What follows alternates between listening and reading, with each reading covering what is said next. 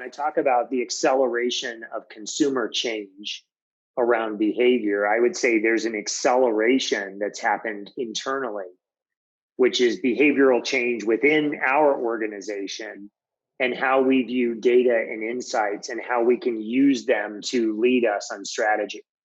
And I think what we're really learning with the work that we have done with CCG and with our new tool sets is that data is super nuanced and that you need a powerful way to pick out those nuances.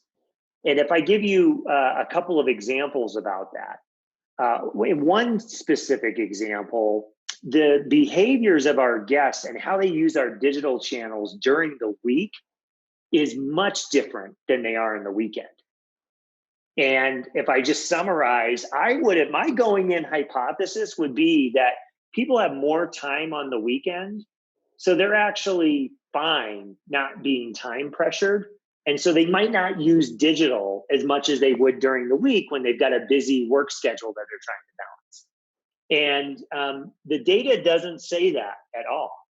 And just the way people behave on a Tuesday versus a Wednesday, and then you compare and contrast that to a Saturday and Sunday, this is the kind of insights that tapping into then can lead to us learning a lot more quickly, being a lot more responsive to what the customer is telling us, and to make sure that we're targeting things to the customer that's more relevant to them.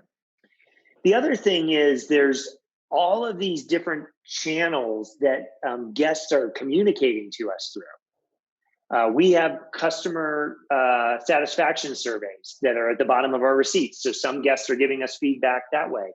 Some guests are giving us feedback through guest relations emails that they send to us.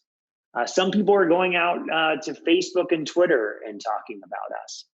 And it's interesting when you start to pull in all of those insights. Again, the nuances in it. The nuances in terms of it's not that consumers are scared to go into a restaurant and take food to go. That what they're really saying is it's the food handling, it's the preparation of food that scares them. And that's different than people are just scared to walk in and order food and walk out.